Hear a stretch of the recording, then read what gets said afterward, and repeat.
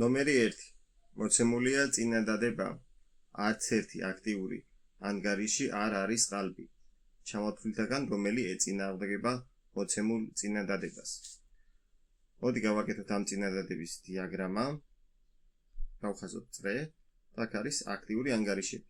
ვიცით რომ არც ერთი აქტიური ანგარიშები არ არის ყალბი. ანუ ზემოდან უფრო დიდი დიაგრამა შემოვხაზეთ. წავიკითხოთ ახლა წინადადება. პირველი, ყალბ ანგარიშებს შორის არის არააქტიური ანგარიში.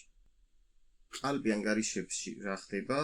არ ვიცით ჩვენ არაყალბ ანგარიშებში. ამიტომ პირველი არ ეწინააღმდეგება ამას. ყალბი ანგარიშების შესახებ ინფორმაცია არ აქვს. არაყალბ ანგარიშებს შორის არის არააქტიური ანგარიში. აქ არის არაყალბი ანგარიში და მაგათ შორის არის აქტიური ანგარიში. ეს წინადადება გამომდინარეობს. ამიტომ არ ეწინააღმდეგება. გ. აქტიურ ანგარიშებს შორის არის არაყალბი ანგარიში.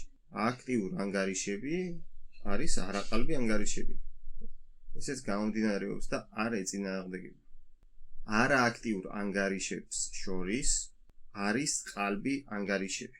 არააქტიურ ანგარიშებს შორის რა ხდება? არ ვიცით, ჩვენ ვიცით აქტიური ანგარიშები, რომ არ არიან ყალბები. ამიტომ D არასწორი. შესაბამისად გამოვიდა N. წავიკითხოთ E მაინც. ყალბ ანგარიშებს შორის არის აქტიური ანგარიში. ეს მართლაც ეწინააღმდეგება. იმიტომ რომ ვიცით რომ აქტიური ანგარიშები მხოლოდ არის არაყალბ ანგარიშებს შორის.